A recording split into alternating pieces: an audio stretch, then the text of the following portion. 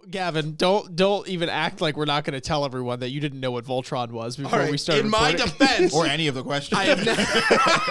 In my defense, I have not seen Power Rangers. Right? That's what it's from. Voltron. That's no excuse. Voltron? All right. What do you mean it's no excuse? How am It's I like supposed in to get a every reference? it's everywhere, bro. There's literally no reason you should know what it is. All right. Well, Gavin's reading this question beforehand, like he's studying for a quiz, and he goes, "Voltron? The hell is Voltron?" He was like almost He offended. goes, "What's an ancient one?" And Rax never talked to her. Like, Gavin, that's the question. I rest my point. AOA, that's a triple play. New episodes, I couldn't wait. Yeah. Open your mind at the first gate. Press play, no need to debate. AOA, check me out. Look, plugged in, you can catch the hype. Golden Dawn, how we follow the light. Anime like life, married to it, my wife. What is going on, ladies and gentlemen, boys and girls, people of all ages? Welcome back to the AOA show. I'm your host, as always, Ian, along with the boys Isaiah Oh, hi, yo. and Gavin. What is the Gucci shoes? That is the question. What are the Gucci shoes? I don't know. The Gucciest. No one knows. Shoes. I don't know. It's No one crazy. knows. Anyway, today we're talking Tower of God. Thank you very much to everyone that's participated and asked questions in our community Discord. If you don't know what the hell I'm talking about, if you're new here, after our live streams, which we do every Sunday at 11 a.m. Eastern Standard Time on our AOA Reacts channel, the link is in the description down below. You will have an hour to join our community Discord, or if you're already there, to hang out in it and ask questions in our TOG Questions channel that we might just put up here to answer. Ones with the most upvotes will be selected, obviously, and 7 is the magic number. So if yours comes within the top 7, we will answer it in the discussion that you are watching or listening to right now. But don't be discouraged if your question does not make it, because sometimes Isaiah and I will pick up some of the ones that didn't make the most upvotes per se, but maybe were close, or were just interesting, or were from a name that normally isn't asking questions and wanted to participate for one. So don't be discouraged. Join the conversation. Ask the questions. We might just answer it. But that's what we're going to be doing today. And without further ado, let's just get into it. Gavin, you want to take it away with the first question? Yes, I will. Our first question is by Vladimir. What are your impressions of Evankhell and the new ancient that is revealed? What are your predictions for Rax interactions with it? Assemble pieces in Voltron style. Okay, so impressions of Evankhell and the new ancient. Evankhell, insane, but in the best way possible. Total wild card.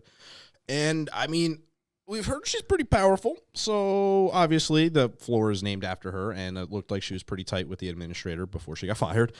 So, obviously, she's not a pushover by any means of the term. So, I really don't know, because she obviously her and Han Sung got phased out and they're about to do their little thingy thing. So I'm curious to what happens between the two of them and really what they stumble onto and the trouble that they cause moving forward, because I would say they're both pretty powerful, and now they got an army after them, and they sent a ton of people. Like, let's not forget Han Sung Yu and just the army that came after this singular person kind of just like tells you they aren't A, messing around, and B, they are kind of trying to expect the worst, although Evankhell threw a wrench in it, in that, like, they're literally trying to take no prisoners and just ice these people on the fly. So it's kind of crazy when you get, like, that thought of, yeah, you have one little Han Sung drinking his cup of coffee and fleet of people just trying to annihilate him. Yeah, and, you know, he's just like, all right, like, you know, I'm chill about it, and just goes on his daily way. So, yeah, interesting stuff.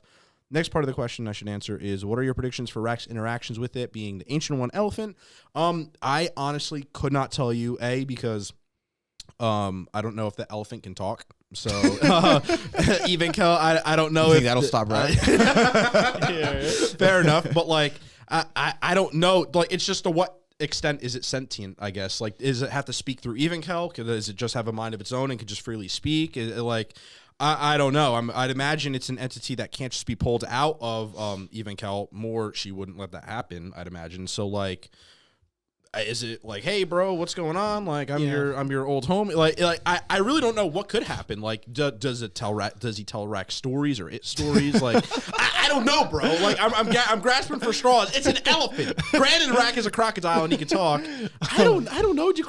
Well, I think that's the question, right? I don't know. That was very comical. Thank you, Gavin. Also, Gavin, don't even act like we're not going to tell everyone that you didn't know what Voltron was before we started. In my defense, or any of the questions. I have In my defense, I have not seen Power Rangers. Right? That's what it's from. Voltron. That's no excuse. Voltron? All right. What do you mean it's no excuse? How am It's I like supposed in to get a every reference? It's everywhere, bro. There's literally no reason you should know what it is. All right. Well, Gav was reading this question beforehand, like he's studying for a quiz, and he goes, "Voltron? The hell is Voltron?"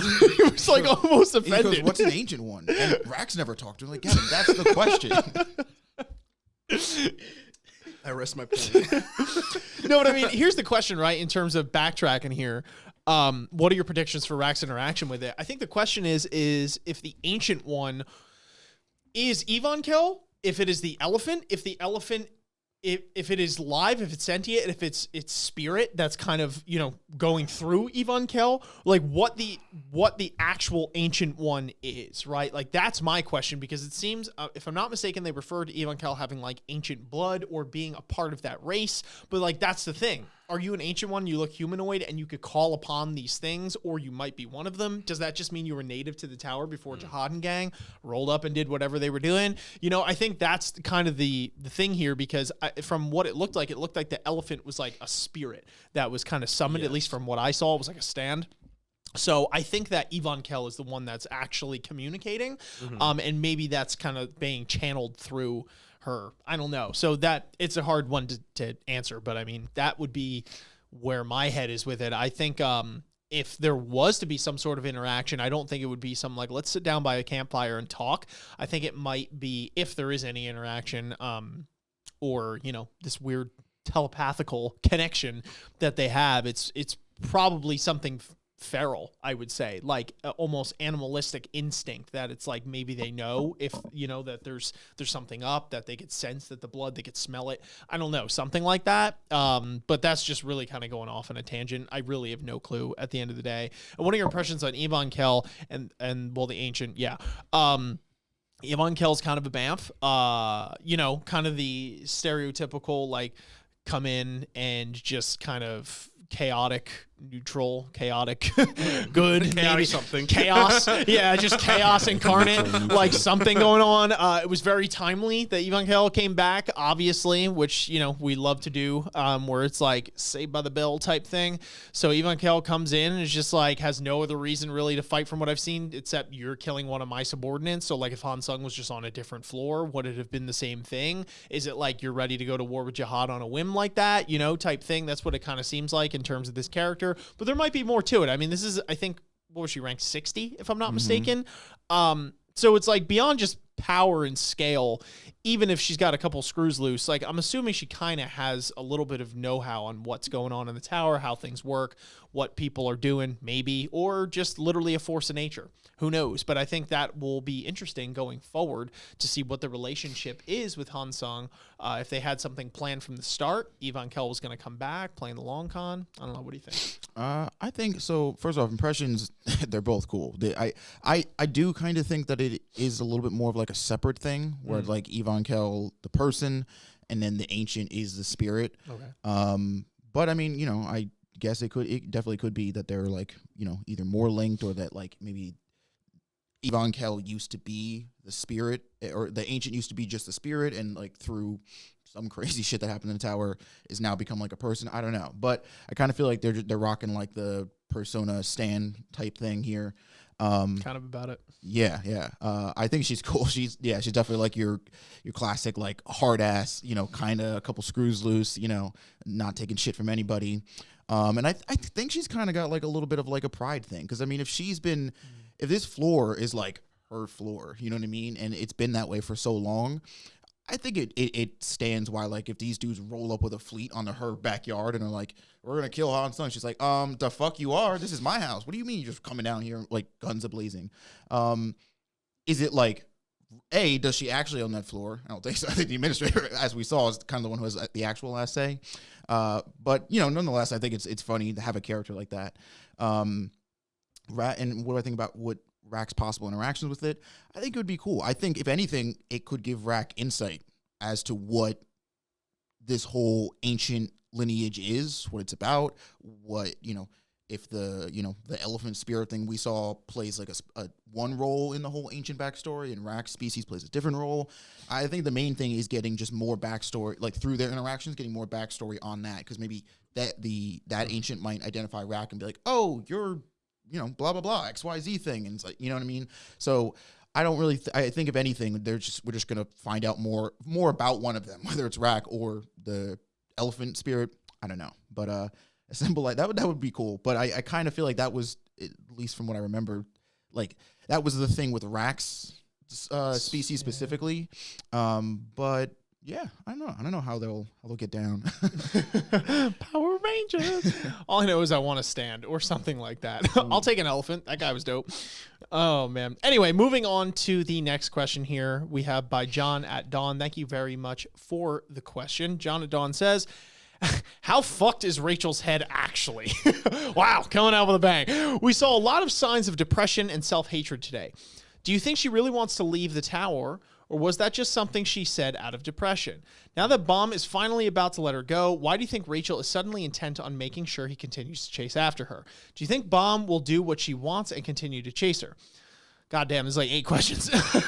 Does this have to do with the shining star symbology? Symbology. Words. Symbiology. Photosynthesis. Bro, it's late. Symbology. She mentioned, or does she intend to manipulate Bomb further because of his thorn? Additionally, if Boro, you're lucky I like you. If Boro and Sachi had told Bomb about Prince and Arc Raptor before he left, how would his encounter with Rachel have gone differently? All right, I'm going to try and rapid fire this because this is like 12 questions one. Okay. How fucked is Rachel's head actually? It's very fucked for the reasons that I will give based off the rest of these questions. We saw a lot of signs of depression and self-hatred today. Do you think she really wants to leave the tower, or was that just something she said out of depression? No, I don't think she really wants to leave the tower. I think she is one of these people that actually, this leads perfectly into the next question. Now that Bomb is finally about to let her go, why do you think Rachel is suddenly intent on making sure he continues to chase after her? I think it's like she doesn't even know what she wants. And she wants everything and has no clue what she wants all at the same time. And it's like she wants attention, and she wants people to grieve for her, and she wants people to hear her vent, and she wants people to tell her how terrible she has it and show this pity on her, but she also wants to show this strength element to it too, when she's like, oh, I did this all by myself to Kun.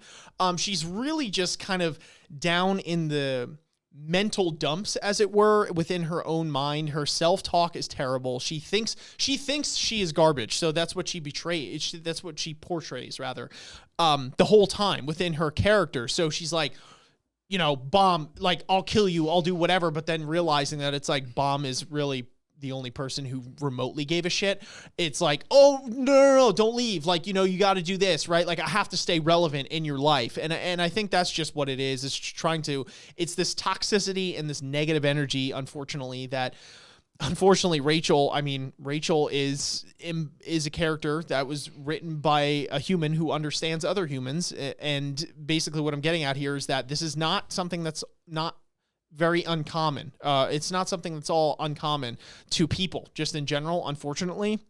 I think a lot of people, you'll come across this in your lives, where there are just people out there that want to make sure that they are bringing the energy down to their level, or placing limits, or trying to play the holier than thou, or feel sorry for me, or I always have some chronic issue, I always have some problem. And that doesn't mean that you shouldn't, pay attention to those things, because sometimes, most of the time, I would, say, with a person of good character, those are genuine signs for help, and you should be there for that person. But there is a point where some people, unfortunately, will take advantage of the naive thinkers in that respect, that are willing to go through hell and high water. And I think Bomb fit into that category, at least up until this point. So Rachel's got a lot going on.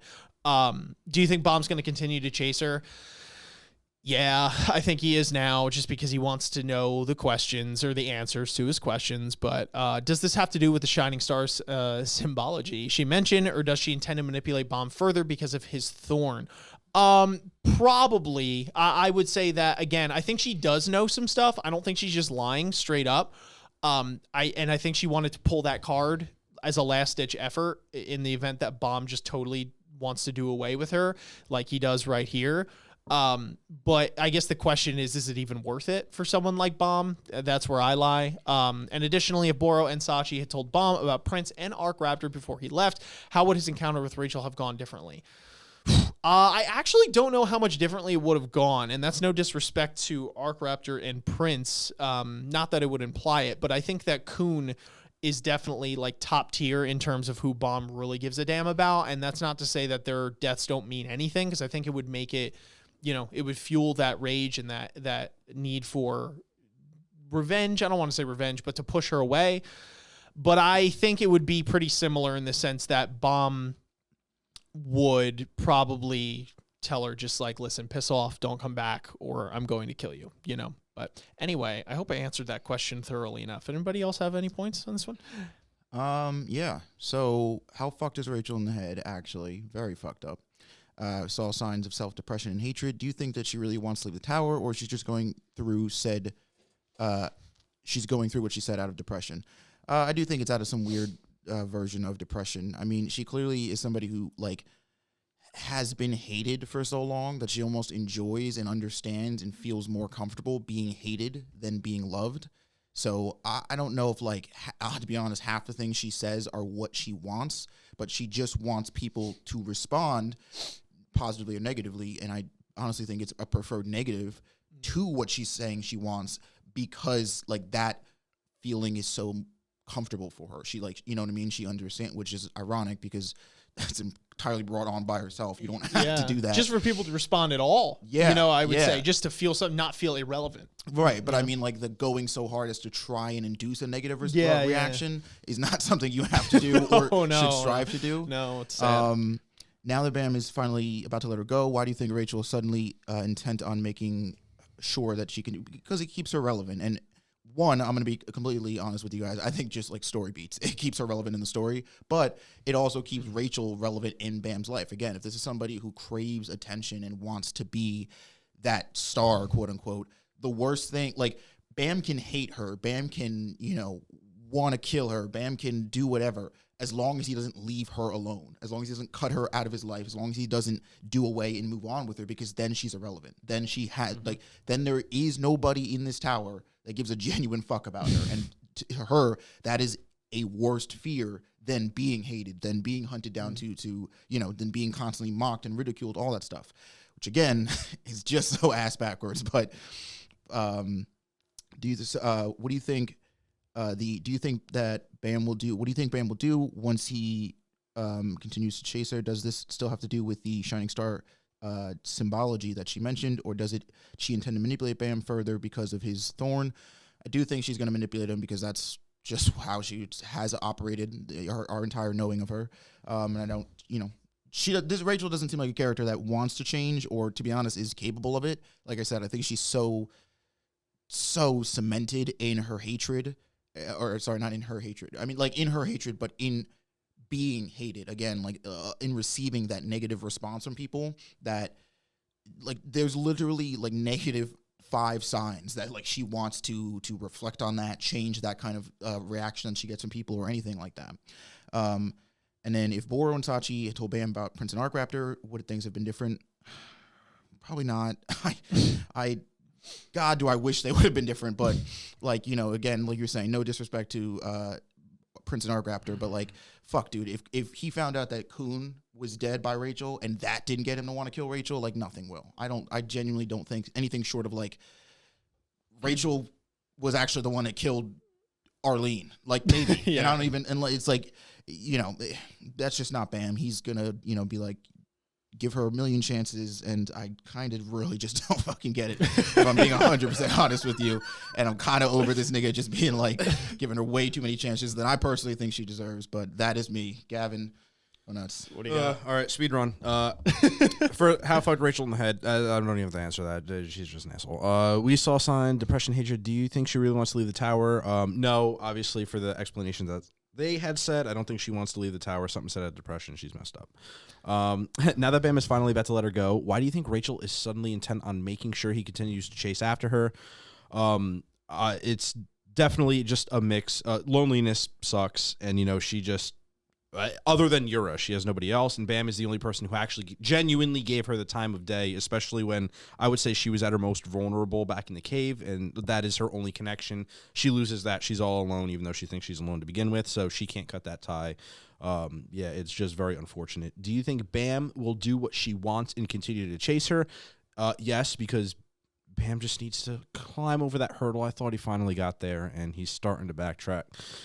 My boy just needs to, like, get fucked or something. Like, just find someone else, because you just need to move on from that. Like that coochie stank. All right, we'll continue.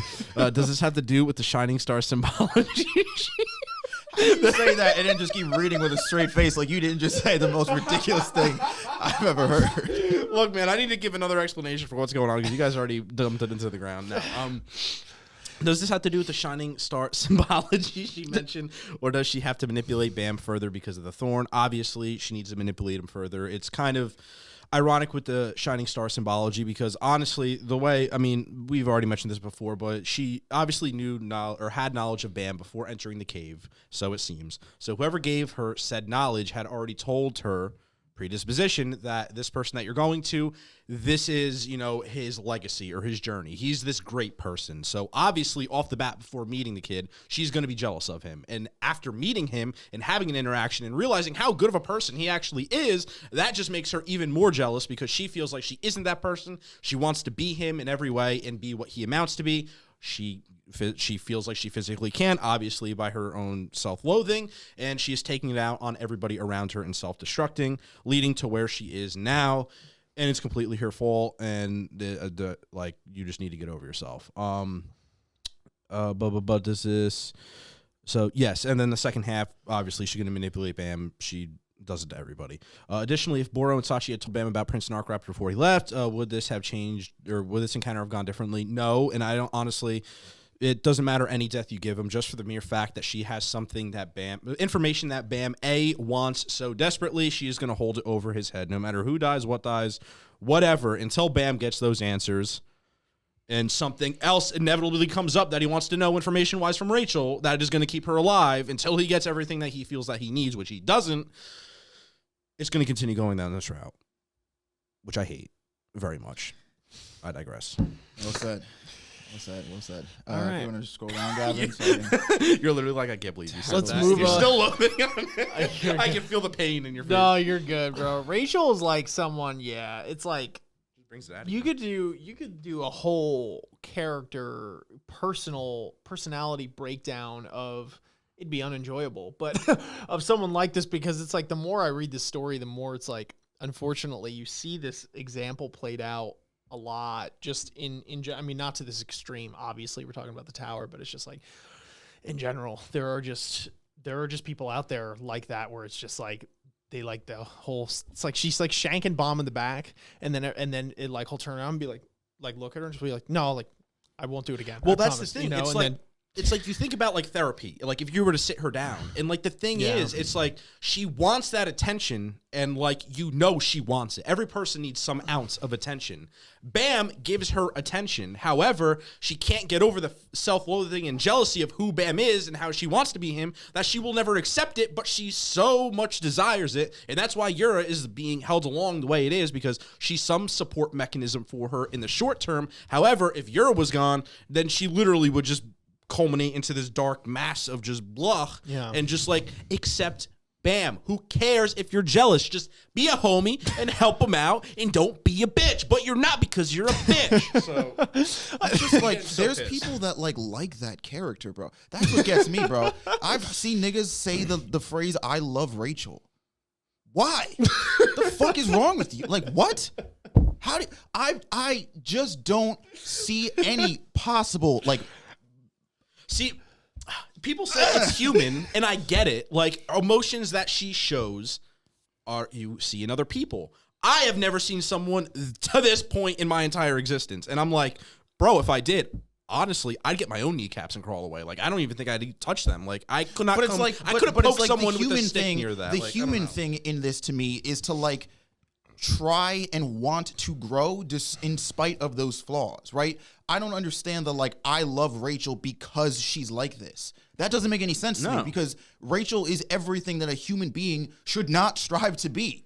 She's unchanging. She's narrow-minded. She's incredibly petty, incredibly like just into this self-loathing like, I don't understand how people are like, I love Rachel's character, because Rachel's character is like the antithesis of what a character should be.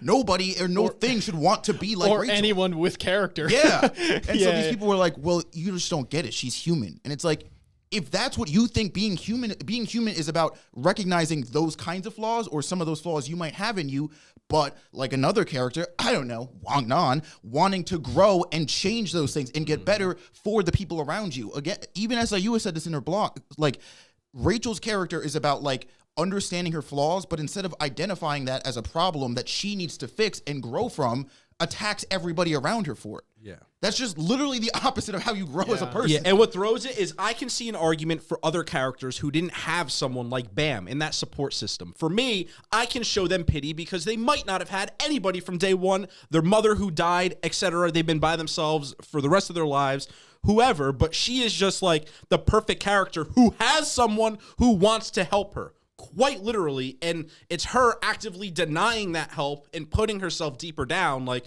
I can see if some people see the light and find someone, which is some of the enemies that we've encountered, have an interaction with Bam, I would and say, you can see the converse. I'm sorry to cut you off, Yeah, but no. I just while it's fresh in my head, I think a good example of that to me would be Beta.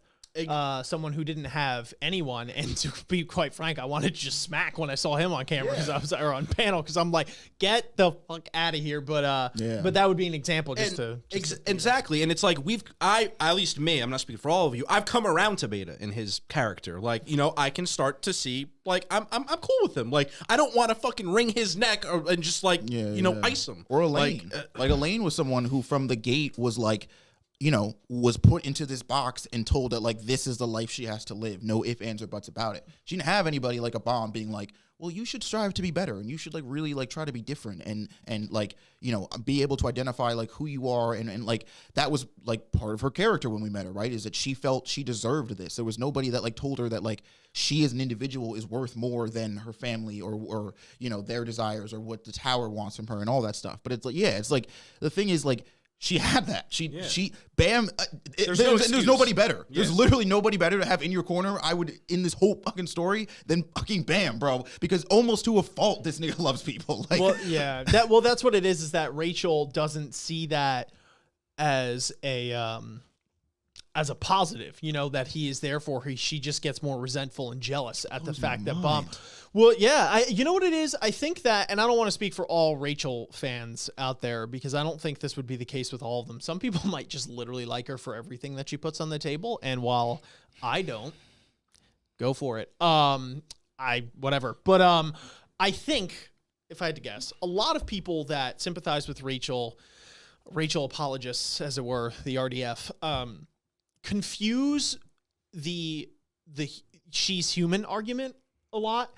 And I think that a lot of people just look at the one side of it where it's like she's human because of her beginnings, you know, the limitations that are placed on her mortal body. She's weak. She doesn't have a lot of things, and she has to fight against whatever is being thrown at her. She has to become crafty. She has to do all that kind of stuff. And there's something, dare we say, relatable about that, right? The human condition and to struggle in a tower that has beings that are gods and you have Bomb and whatever, right? And while I understand where that comes from, I think, though, the issue is, you know, what Isaiah, both of you highlighted quite, you know, literally and frequently here is that Rachel, unfortunately, I think there's only a certain extent in my mind where I could feel for someone like that. And I think at the end of the day, to kind of bring together what you guys were saying, it comes down to when given the decision to make an attempt to pull yourself out of that terrible and wretched life and to say, hey, here's a hand. You know what I mean? Like, would you like to grab it? I'm not going to say it's going to be easy for you. You're going to have to go through a lot of trials. You're going to still have to go through a lot of tribulations, and it's probably going to suck. You're going to have to face plant in the mud quite a bit. But like, here's a start. You know, do you want to just grab my hand, it's right here. And then I think the issue is again, it's like people turn a blind eye to this part where it's like Rachel doesn't want to change. She just wants to blame every single thing exterior that is going on within her life. It's just another excuse to do this, do that. And unfortunately, some people like that. And I think what I was highlighting before, where you're bound to meet someone in your life.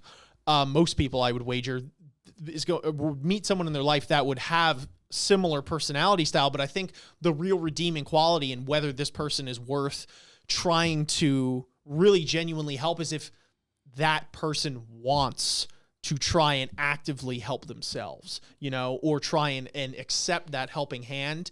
And that's where the deciding line is, right? If the person doesn't want to, and it's like, if you're trying to do that and they're like, no, it's everyone else's problem, it's never mine, the world's out to get me, no, I don't want your help because I'm terrible and I'm never going to do anything and like whatever. It's like, you know what? It's terrible to say, but it's like, you're probably better steering clear from that person, because the best way to not feed into that is to not give a reaction at all, negative or positive, from what we've highlighted, because then that's a reaction to it and they feel that they're justified in what it is they do and their behavior. You just gotta it's hard to find do. where they live and just bake them a tea or something like that. You thought I was gonna go bad? No. No. I went the nonviolent route. Just Did you walk, say bake them a tea. No, bake them a tea. Yeah, I meant to say tea. Bake them tea. But yeah, just walk away. That's the best way to do. Just drop it. But anyway, Rachel. Wow, that question. What question was that too? It was like 12 in one. So Yeah. Right, if any question was to get that out of us, it would be the one that had 12 questions in one. Anyway, as I go for it. All right. So question 3 comes from Alagus. Thank you for the question. They say, making a deal with White that gives him back his former power, parentheses, or close to it. This is the billion soul killer / eater who destroyed Ronan and Daniel and everyone on the train and is responsible for Prince's death, while Haoryun has sight. She's also often quite ruthless and lies to the team about it. Do you think it would create problems down the line going through with this? I'm assuming they're saying the plan, like, could it create problems going through with the plan to team up with White? No, I think it's her in general, just not like going through with her plans how she does without telling the team, not communicating, kind of just doing it behind the scenes. And do you think that will create problems down the line? Yeah. More or less. That's my interpretation of it. Yeah, well, so for starters, I do think teaming up with the, what is this great quote here? The billion soul killer / eater is probably a bad idea, because that doesn't sound like it ends well. White has never really shown us that he is kind or compassionate or understanding or is capable of any emotion other than greed. So I don't know if working on a team with someone like that ever ends well at all. So that can't be a good idea. Sure, thinking short term, it gets us out of the immediate problem of getting off the hell train without getting captured by Jahad's forces. But I guess that's the thing, right? That's the kicker here, is like what problem is more severe? What problem can we absolutely not avoid without using this method? Because if it's like, okay, I have a way to get us out of the long-term plan of like dealing with White, but we need something to get out of this problem that we're in here and now. All right, fair enough. If you think you can stave off White after we're done getting out of here, all right, hit him up. Let's team up. But if you can't, you are kind of inviting and creating more problems than we would have had if we just tried to deal with Jahad's forces by themselves. So again, I don't think, it's a plan out of desperation, sure. And I get that part, but again, like I said, White specifically, he's not a team player at all, like literally in any way, shape or form. And I do think, to be honest, the worst part about this plan is the fact that Haoryun doesn't seem to trust anybody enough to cue them in on the plan, because, and again, this isn't the first time this has come up. I get this whole thing where Haoryun can see into the future or whatever. So she's like, oh, I don't need to explain myself to anybody. I don't have time to cue you in on the plan. You don't get it. I've seen the future. It's like, yeah, but you're not doing this by yourself. And at the very least, if the goal here is to get Bam through whatever trials and tribulations you're doing, tell somebody, because it's then nobody, that's how you lose trust. That's how people are like, all right, I get you say you can see the future and stuff, but you're kind of just running around here doing your own thing. And when we ask you questions, you just lie to us about it, and you're not like being up. Like it just doesn't like that doesn't seem conducive to teamwork at all either. So it's like, I just none of this really sits right with me personally, because this is not the way to operate effectively. Yeah, I don't know. I think to break down the question real quick, it's really the question is making a deal with White good or not. Yeah, I think just to mirror some things that Isaiah said, because it's a pretty short question, but I think that there's an immediacy to the problem that they're about to face, in the sense that this Kallavan guy, or however you pronounce his name, Kallavan, I think. Kallavan. This is a guy strong enough to give Jin Sung Ha a problem. And this is the guy that just ate like the equivalent to a nuclear explosion in the panels prior. So, I love my girl Yuri, but I don't know if by herself, if that's the deal, like how that fight goes, right? I think it's I don't know, especially with a whole fleet behind him. You never know. So I understand the reasoning behind it. It's kind of aiming, just pointing the cannon, which is White, and saying, okay, you want this, here are the conditions, this is what we have to go with. I think the fact, and she did consult with the sister, whose name evades me at the moment, but the sister of Joaquin, who has to merge with him. And then she laid out whatever those stipulations were to Joaquin before he turned into White. So yeah, I mean, do we want to have to deal with White? No, obviously we're trying to avoid that the whole time. But I understand this is a situation where it's like all or nothing, and we kind of have to point our strongest weapons in that direction. So if we could have White on our side, like she even said, even with all this going down, if you take Kun, there's a slim chance you're making it. Obviously going to make it. He's a protagonist, but like, that's how serious this is here. So if they didn't have White and that was the case, like, Bomb's death is pretty close. So I think at the end of the day, we have this conversation a lot. This comes up quite frequently. Actually, whenever Haoryun makes like a pretty big decision, it seems to be that. And like, to me, it's like at the end of the day, Haoryun is there for Bomb and Bomb alone. She could really give a iota of a shit less about anyone else. So whatever decision she makes is going to be in service of, does this get Bomb closer to, wherever he needs to go, or helps him live and survive this encounter? Yes. Okay. This is what we go with. No. Okay. Maybe we reframe this, whatever the case might be. So, those are my thoughts on it. It's a deal with the devil, but a deal that seems to have to be taken, and even though it was taken, there were at least some small parameters to the deal, if that's any consolation. But my thoughts. Okay, I'm actually different in this, which is weird, but I'm also ruthless, so we're gonna go interesting on this.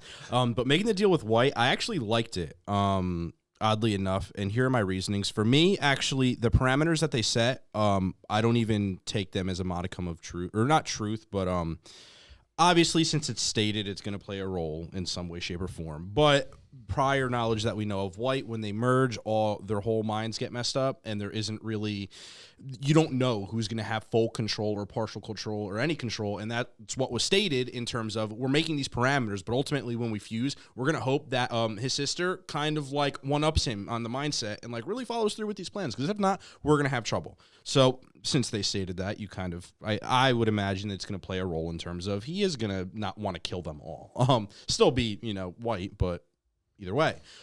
Me being the ruthless person, and if I was in Ryun's shoes in terms of this plan, I would have still made the deal with White. And quite a little bit what they're doing is, after making the deal, aiming the cannon, as you said, throw him out there and not close the door, but just literally have him solo fight until he dies. You kind of get the best of both worlds. If you want to ice White and you don't want to be around him, you're making him the most dangerous possible. There's no way. I mean, they said at his power now, he's on par with the regular, more or less. So you throw him out there. He does all the damage that he physically can do. He gets killed. Well, there you go. You got everything you needed out of him at that moment. And, I mean, he already got taken care of everybody else. So now you don't have to worry about little White running around creating genocide like normal. So in my eyes, I was like, yeah, throw him to the wolves and let him die. I mean, what? I got you, White, but, like, you're a bit of a danger to society, like just a smidge. So it's probably better if you just kind of, like, RIP'd. So that would be if I was Ryun, I'd been like, yeah, create, throw, buy, die, and call it a day. So yeah, that's why I like the plan. Although I wish it went down that way because that would be so badass. So do I think it would create problems with Howard Yoon? I do agree with everything that Ian stated, and that's exactly why I dislike Howard Yoon, because of just her sole, not dependency, but just everything that she does is for Bam and for nobody else. For me, I want it to be a team, see it as a team.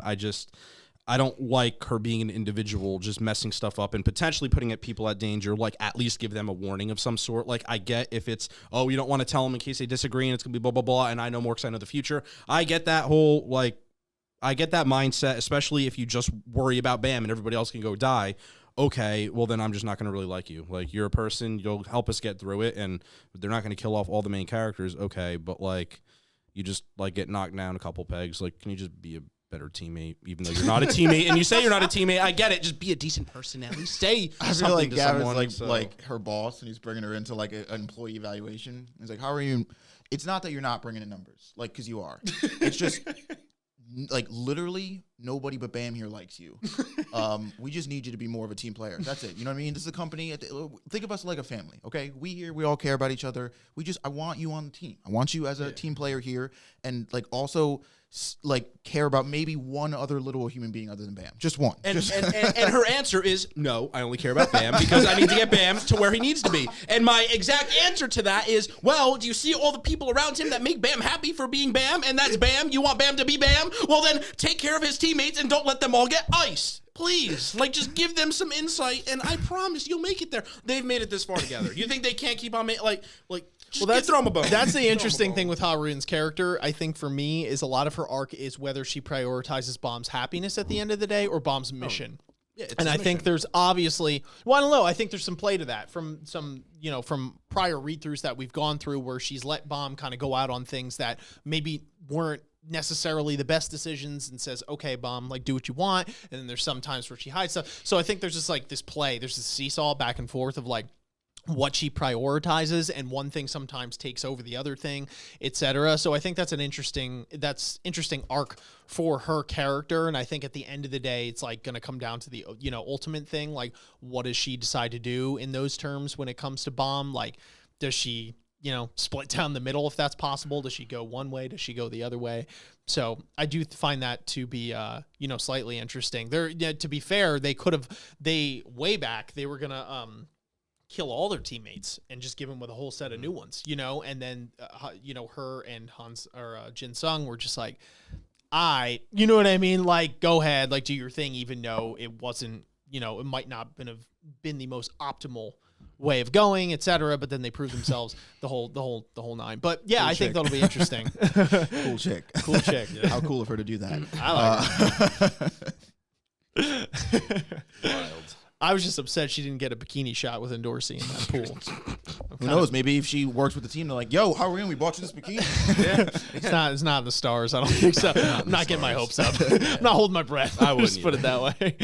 Right. Anyway, though, good question. Let's move on to the next one, Gavin. Alrighty. Next question, number 4, by Irene Sharda. Considering what the administrator sneakily does to help Hansung and Evankhell, do you think some of the admins might be tired of Jahad's reign and want to help Bam? Yes. So why don't I give I'll go in on this a little bit. I'm assuming this is the assumption that the administrator is sneakily helping Hansung and Evankhell, whether he has other, obligations or whatever on the side. I don't think so. I do think that he's helping them. Why is quite literally they are the administrators of their floor. They were here before Jahad and crew even came up there. So there was an ecosystem and there was a universe that existed prior to Jahad. And I'd imagine over time seeing a dictator and tyrant ruling over said world and seeing just the development of these people. And although administrators probably don't give a modicum of a fuck to these, like they really don't care. They're gods. Like, at the end of the day, they're just looking down on them. Or even if they want to, they're napping half the time. But, it's just, I feel like there has to be a point where it's like, this is as much their home as anything. Like, they're the administrators of their floor. And I couldn't imagine if I was in their position over literal thousands of years, just seeing the same crap over and over and over. Like, it literally, it would annoy me. So So at the same time, I'm like, you want there to be some thriving on their floor, I'd imagine, if they even care about their floor, which we don't know because we've never had that conversation with an administrator. But like, if I was an administrator, I'd be like, yeah, I want people to get funneled through. Like, why have a dictator? Not to mention he caps the floors that could be climbed to begin with. Whether they want to be climbed from the other administrators who are above there, even if there is, we don't know. I don't know. But I'd imagine like they just don't want to be like bottlenecked by just Jahad. Like there has to be some give at some point. Well, I think you hit the nail on the head midway through that. At least I think so, in saying that this is their home. Yeah. At the end of the day, right? And I think that although they probably do look down on everything that's going on, almost as if like they're ants, at the end of the day, Jahad or whatever's going on is messing up the natural order of what's happening, right? Mm-hmm. We even know that Jahad went out and executed a lot of the ancients, the people that normally, or the people that inhabited this tower beforehand, right? Like the whole ecosystem, this whole thing is getting thrown out of whack. It's getting thrown off balance. And, you know, the gods in that, right, the administrators, I'm curious to know if each of them has like very different personalities in that regard. I would assume they do it. Now that we saw the first one like talk like that and like, you know, you woke me up from my nap. Like it's kind of funny to think of what their personalities might be. The one that Evankhell killed was just like, bah! You know, just doing his own thing. But I'm sure each of them has a different way of looking at it. And, but yeah, I think at the end of the day, it's like, it's just, you know, if it's like their planet, it's their place. If it's getting polluted with whatever's going on and things are getting destroyed, the Ziganas are going extinct, there's things like that. It's like, eventually they're just like, maybe some of them, maybe this one in particular is like, at the end of the day, like, I'm going to do administrator stuff and, like, it's going to play out how it plays out. But, like, don't break my fucking rules. You know what I mean? First of all, it's like, I will be respected. I am the admin of this server, you know? And it's like, you guys are fucking this tower up 8 ways from Sunday. Like, can we all fucking relax? Like, and have fun playing chess or doing your tests in order to climb up the tower and, like, live in luxury? Because, like, that's what you get when you come here. So, like, everyone take a chill pill and stop killing each other for 2 minutes, you know? Or they don't care. I don't know. What do you think? I just love the idea of the administrators doing administrator things. It's just like them going into this little room. They're like, all right, now everybody chill. And they go into this little room and they're like, they just got like 9 miles of paperwork or something to do, like some menial task. And it's like, what a life. But yeah, I agree with, you know, for the most part of what you guys said, where it's like, at the end of the day, you know, this is so few beings that are in any position of power, like like at a level of the administrators, are going to be welcoming to like some other dude just rolling up and being like, "This is my shit now." It's like, okay, no, it's not. Like, you know what I mean? It's like, what? This is my house. Like, what the fuck are you talking about? So it's like, you know, I would wager that not every administrator thinks like this. I could see some administrators, like the one that Enryu spanks, that maybe do side a little more with Jahad and that are like, you know, oh, well, he keeps ordering the tower, blah, blah, this and that. But on the flip side of that, I do think there are administrators who would be willing to side with Bam because they're like, oh, yeah, you're telling me he's going to get him out? Cool. Yeah, I'll let him. Whoever he needs Hansung, he gets zapped up. Like, you know what I mean? Like doing whatever they can to facilitate that and get that conflict to end. Because, like you said, they're not. They are these. You know, they're these godly figures and presence, and they run these floors and stuff. But they're not like trying to like incite these, you know, these wars and these fights and all this, but like they're not trying to do all this shit. So the fact that Jahad is making 9 kinds of different messes a day out of like this place that was, you know, that is their home, I think all the administrators who do feel like that, maybe, you know, grouped together by some leader, you know, have come up with a plan or a way to facilitate certain, you know, to make it so that certain people get to where they need to be to help overthrow Jahad. Because to put it shortly, they're like, yo, his lease is up. Like, we're done with this man. He's got to go. Yeah. All right. Okay. Well said. Whose turn is it? Yours. All right. Let's do it. Question 5 comes by Riru. Thank you for the question. Riru asked, this week we have the grand honor of meeting Pinnacle. Do you think there's an actual race of paracules out there somewhere? Yeah, absolutely. I think this was proof of it. The fact that there are just different species and subspecies and all these different races inside the tower. We got crocodiles. We got giant whale things. We got chicks with military hats. We got the Ha family that could just like kick a That's world. a species. Chicks Yeah, with military hats. Yeah, chicks with military hats. That's a species. You know, the Haas could like make nukes with their fists. Like, you know, there's all different types of people out there, you know, and then the Paracules or whatever they're not the Paracules. That's just his name, but like, it's funny to refer to them as that.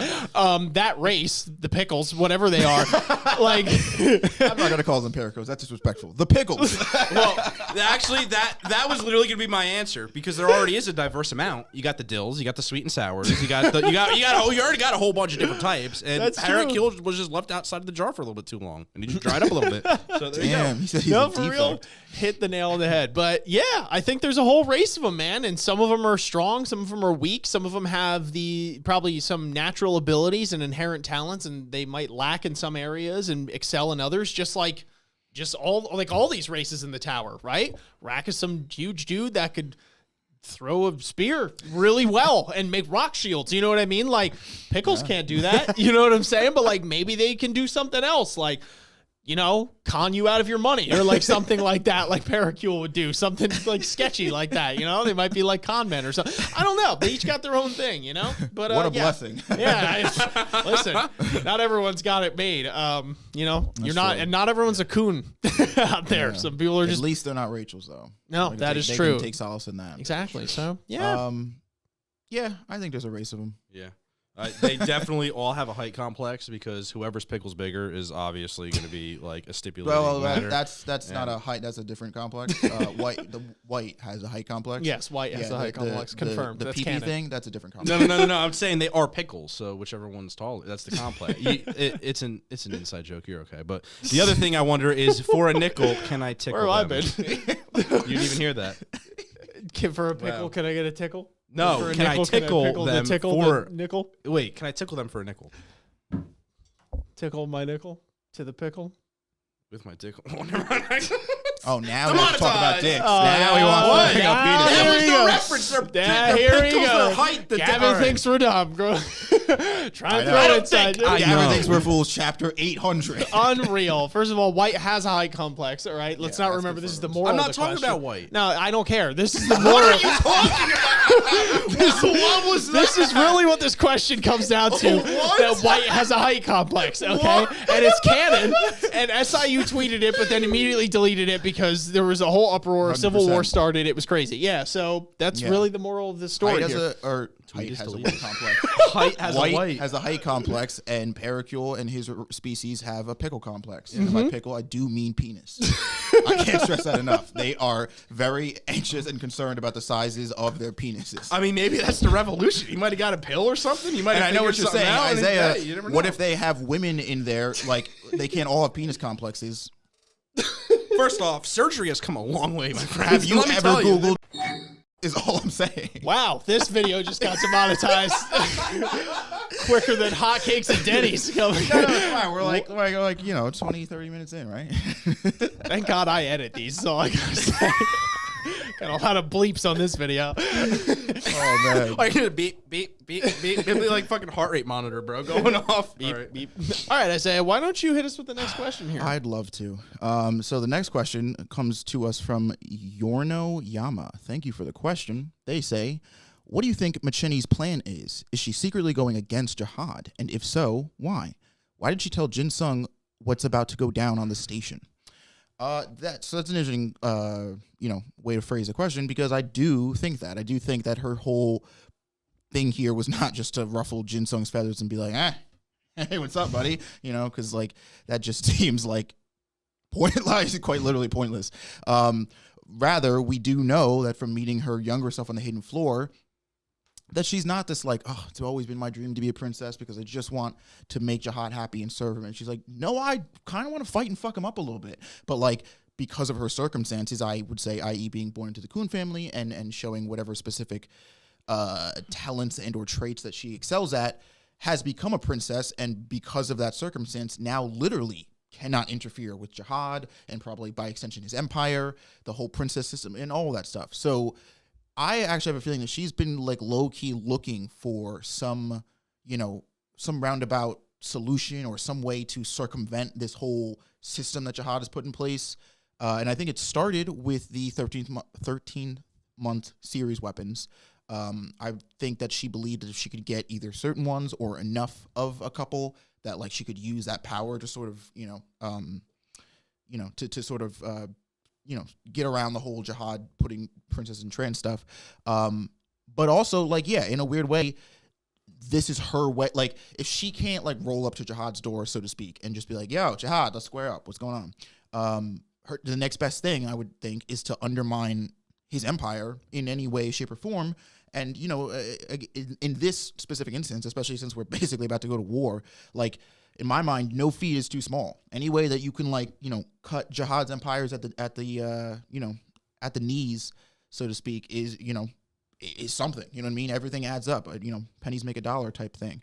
So I do think she has an ulterior motive, and I do believe that ulterior motive specifically is has to do with getting under Jahad. Mm-hmm. Agreed. Yeah, I really just mirror everything you said. I think she's undermining Jahad's empire because she can't one-on-one fight him, and that's that. What do you think? Yeah, no, I pretty much follow that. I am curious to the extent that she's like going against Jahad. Like, I wonder if it's more of like a curiosity, like I have my own thing going on. I'm more of like, oh, I'm curious. It's not like she's defecting and is like, kill Jahad. It's more like, there might be something onto this because obviously, like, she has ties with Yuri, although we know they have a rocky relationship. I'd imagine she has some insight that Yuri, is in cahoots with Bam or, has taken an interest or a liking to him. So, like, I'd imagine, like, there's just curiosity behind that where it's like, well, why does Yuri have an interest in him? Why are all these things happening? Like, it's obvious that she has been keeping a sight on what's happening in terms of their movements. So, like, just that alone, I'd feel like she's just curious and is like, what's this about? And isn't necessarily, like I said, kill Jahad. It's more like, let's just throw him a bone and see what happens. Like, because, I mean, at the end of the day, it's not like if I was in her shoes, I wouldn't be like, I want Jahad dead. Because what happens if they don't make it past and they all die? Well, then she's dead. It's almost like it's like a catch-22 with her where she gets out safe if she just kind of like, puts on a show, lets him get away and doesn't actually like state what she's doing. But obviously she has second thoughts about Jahad.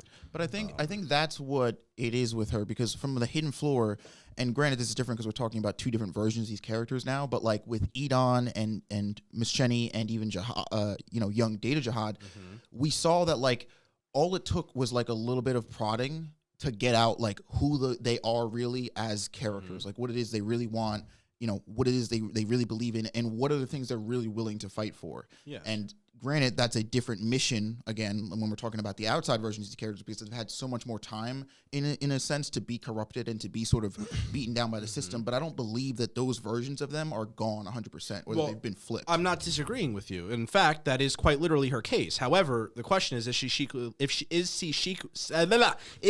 secretly going against Jahad? And the thing is, speaking Yiddish, that is going to happen, yes, but she's not at that point. Like, her mindset hasn't been flipped yet. So how do you know? What? You're wild.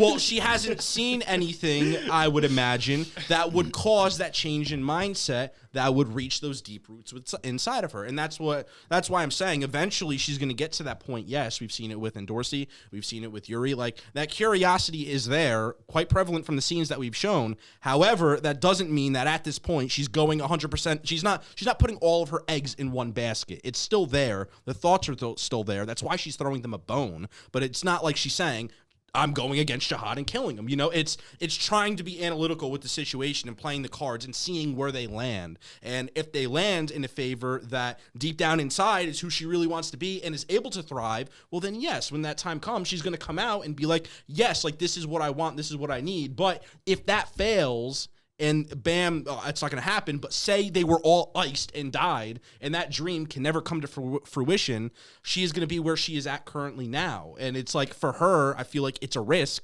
saying, yeah, F Jahad, I'm siding with them, and they lose because then she dies. So it's like, for her, the tables haven't turned enough to where it's like she can realistically change sides, or that inside part of her that hasn't been awoken is yet to be awakened. It needs something to happen, an event that causes her to then, feel like she can flourish and come out. Like, everybody needs that. It's not one day you're like, man, I just woke up right. Like, I'm good. I'm following my dreams. Like, some people, a lot of people need that spark under their ass from someone, and I do believe it's going to happen. It's just not yet. So right now, she's just kind of playing it a little. She's throwing him a bone, and it's there, and she can change. But I do. That's fair, and that makes sense. But I do, just to play devil's advocate, I do think there is something to be said for Maschenny being somebody who I think it's more of a thing of she's looking for the time to like strike, or looking for the time to definitively switch sides, or pick the moment to strike,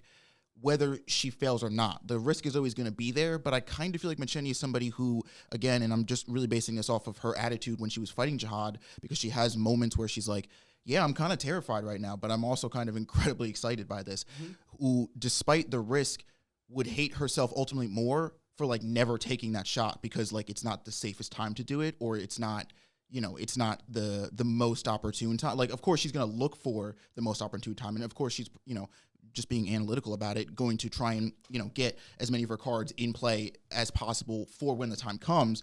But like, let's say something goes wrong or somebody gets iced or whatever. Like, I don't know. I think there is something to be said for she's got a little, she has enough pride in that she's like, fuck it. If I don't take the shot now, like, I'm not going to be able to live with myself type beat.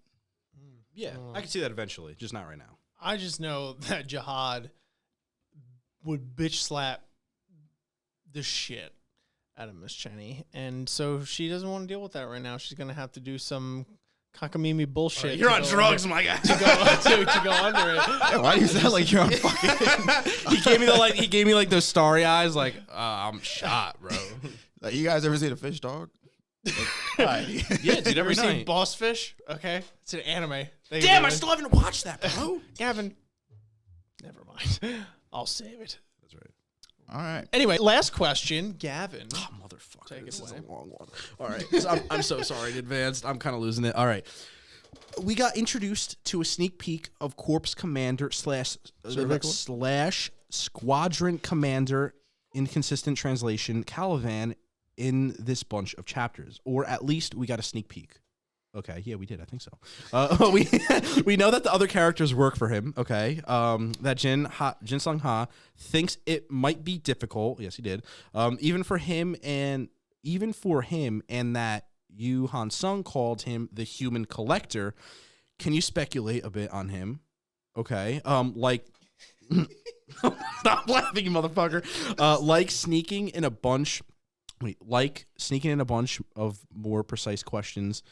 But those are just part of the one above. What do you think? What do you think? Sorry, Mikey's all right, Gav, we're gonna break this down. I'm We're gonna break it down. I'm having a strong. We're gonna break it down one at a time here. Sorry, right. because it's not space. So, can you speculate about him? Space, like sneaking in a bunch more precise questions, but those are just part of the ones above. What do you think might be his? What do you think his personality is? How strong do you think he is in order to rise to the head of the army? And what might motivate him? Like, these are just examples on your speculation. Oh, got you. Yeah. I was kind of just like, so what really is just what the is- question is speculate about him. Like, what are his motivations, if any? What do you think? You could use those as an example. Okay. And he said I was on drugs. Yeah, it's reading is hard, and hard is reading.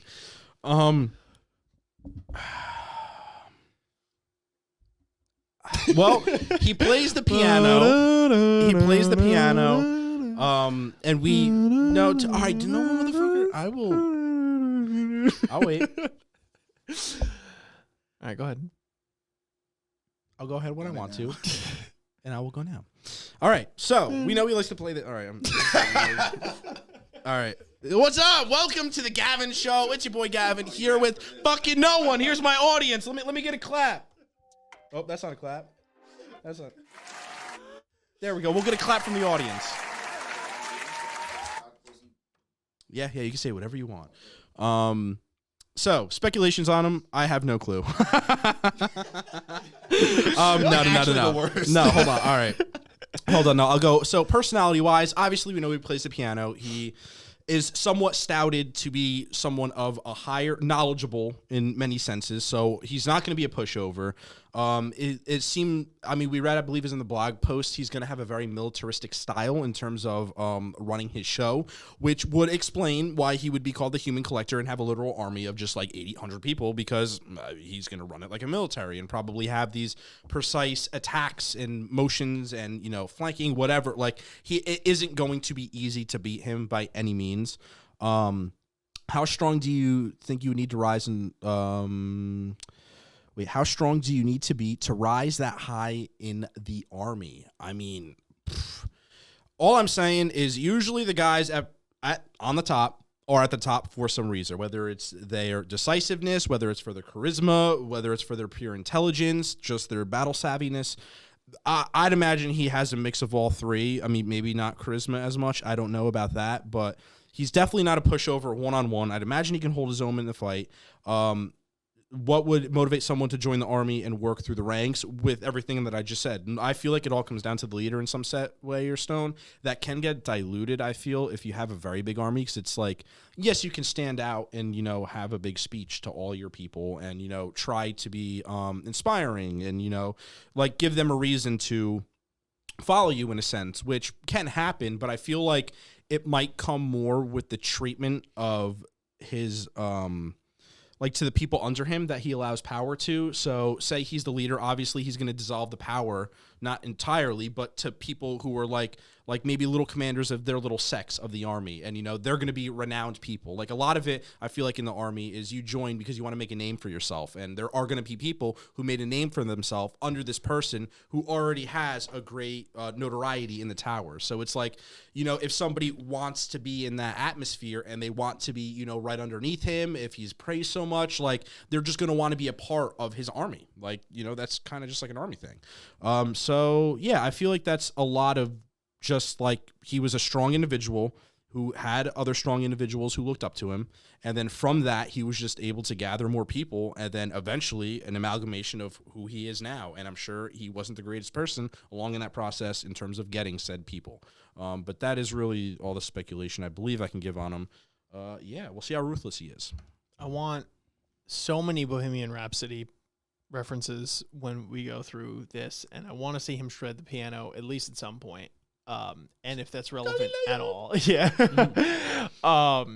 No, I mean, I think SIU references it in his blog posts, says something along the lines of like, you know, a lot of times people, when he was growing up, like people that play the piano was equated with some sort of intelligence and stuff. And I think it's just this kind of, you know, eccentric style that he has, but he's like reserved, he's classical. He seems to be he's probably going to be very disciplined in that mode.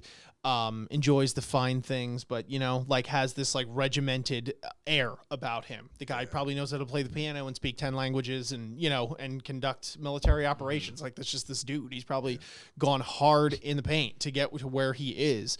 I think why he would want to join the military, I mean, there are plenty of reasons for each person and what they do. Maybe he felt the call to lead. Maybe it was because he was inspired by Jahad. Maybe he is doing it for the glory, right? For maybe more selfish things. There could be a plethora of different reasons as to why he's taking the course that he has. But if there's anything that's been kind of put up to speculate about here, it's that he is very serious about his job. And everyone knows it. So it's going to be really cool. And I'm curious to see if this actually plays a role. Because one of my fears with some of these fights coming up, or at least not really a fear, but like one of the things with this particular character and thing is that his military strategy is touted to be that of, you know, one of the best. And it would be cool to see him do actual military strategy. Yeah. But one of the things that kind of, you know, is scary to me is the fact that it's like the characters now, at least the ones that are fighting, are just so damn powerful. Yeah. Like how do you box Bam into a corner? Yeah, it's or Yuri or White and Yuri at the same time. It's like, how do you actually perform like these military maneuvers and actually make them make sense when you're fighting like a one-man army? You know what I mean? All right, and well, flank them with the front forces. They killed them all. What do you mean they killed them all? All of them. They just punched them once and they're all dead. Yeah, that's what I'm saying. Shit. So like, I'm curious to see, because sometimes in the show, the story, sometimes it happens all the time, the scaling in terms of like, you're here, right? You're a C rank regular.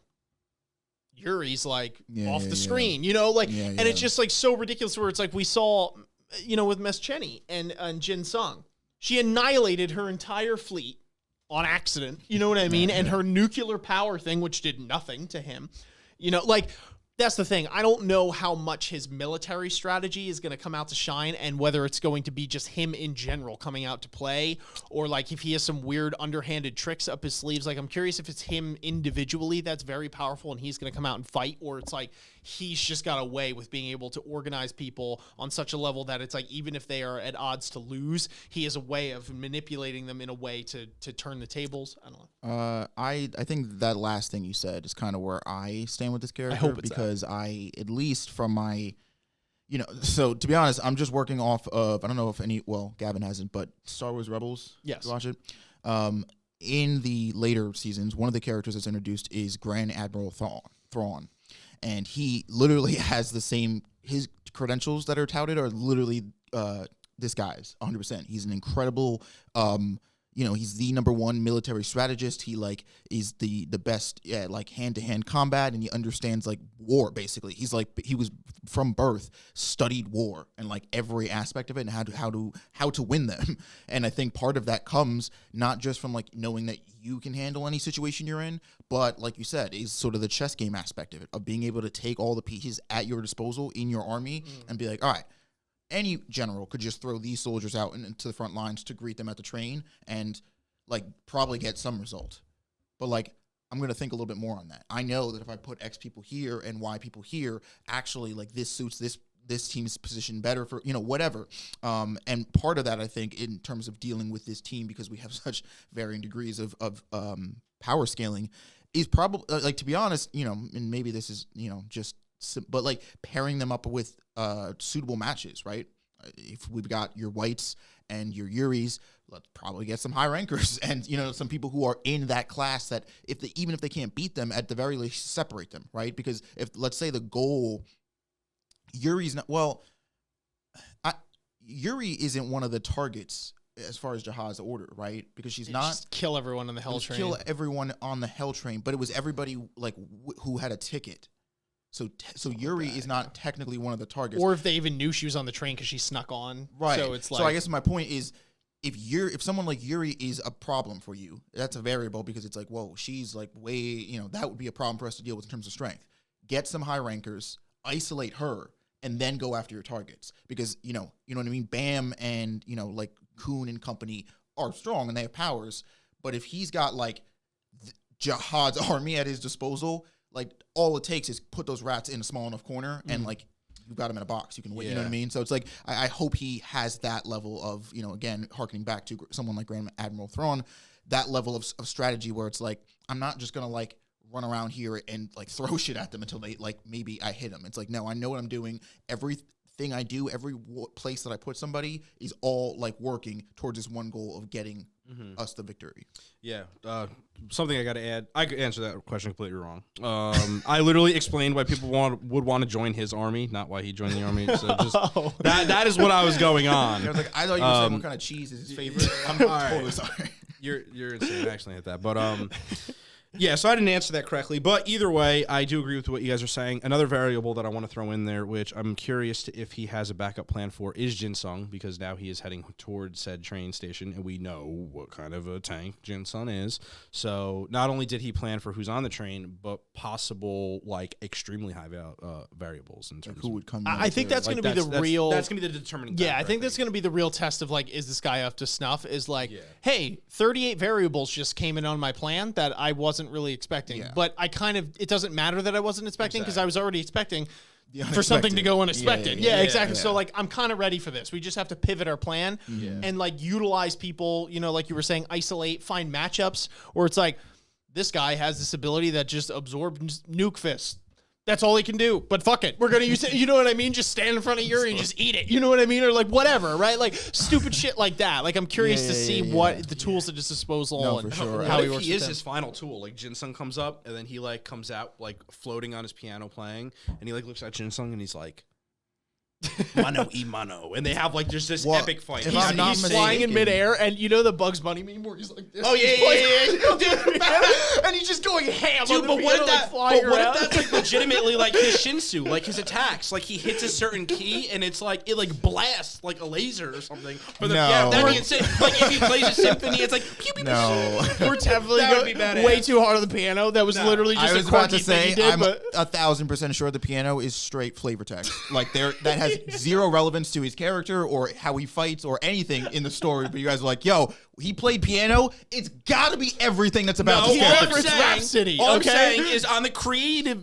creative test in school, you got a 0 because we came up with a creative idea of a beautiful piano instrument that could be played with lasers and explosions. I just want, when Dr. Bonehead inevitably voices this over or something like that, I just want that to be the thing where instead they just edit that meme in there where he's just going like absolutely ham on the piano, and they're going in circles and he's just like through the sky, and there's just lasers, Yeah, like, there's just just lasers like shooting out. Bro, we can make our own. SIU, hire us. We got you, fam. I'll draw all the Comedic panels. parody. We're good. We got this. He'd probably look at us and be like, the amount of disrespect that these Yeah. animals show. I don't even know how to like summarize how offended I am at this video. Yeah, quite literally. I'd have to like kiss him You a couple guys are like times. pissed all over my work. And it's like, it's kind of what we do. It's out of love. We're professionals. It's out of love. We pee out of love. Oh my God, bro. Wild. Hope you guys enjoy it. But anyway, those are the questions that we have for you guys today and our answers to them. Let us know in the comments down below what you thought of these questions, how you might have answered them. If there's anything that you would like to add without spoiling anything, we are really going to read it. But beyond that, like the video, subscribe if you're new. I fucked up my plugs because I said comment first, and it threw the whole thing out of whack. But subscribe, hit that notification bell, share with your friends, do all that. Special shout out to our patrons, especially our acolytes of anime. We have Stoic, we have Nathan, among many others in the other tiers as well. Thank you very much. Love you all from the bottom of our hearts. We also have our comment of the day. Correct. This one actually comes from Stoic. Said acolyte. Yes, do you want me to Blood move it? Matter Grace. Yeah, if you don't mind moving it over for me. I do mind. $5. So we had a question in our last discussion video. It was posed by Isaiah. Isaiah said, what was the name of Jahad's needle or thorn or whatever? So Stoic answered the question, says Data Jahad's needle is called Calicus.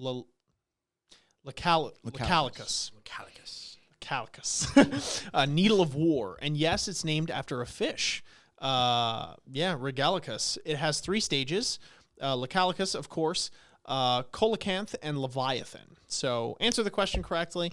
Just wanted to show some support and say that, hey, I watched your entire video. So that was all that we need to do. Thank you very much for reaching out. This week's question is what? What do we got? What is the signature technique that Jin Sung Ha teaches Bam? Great question. So, for anyone that has watched to the end of this video and wants to show their support, let us know that they watched till the end. Answer that question correctly in the comments down below, and then write whatever your comment is, and we might just read it on our next TOG discussion. And Gavin had a thing going on. Oh, he's looking up the fish. But anyway, I literally didn't look up the fish. I looked up the sword. I looked up Leviathan or Lickalicious, and then immediately I went down to where it's like, yeah, it's named after the fish, Regalicious, and I'm like, I didn't even. I literally, it's all good. It's Fergalicious. Fergalicious definitions make them boys go loco. There you go. Oh my Anyway, God. we're going to end it there. We have fun. But until next time, folks, thank you so much for watching. Thank you so much for listening. And we will catch you all on the flip. Peace. Later. Ninjas are samurais, blazing the kunais. Find me in the leaf of the cloud, screaming out Bankai. We just some ghouls though, who like seeing parts fly.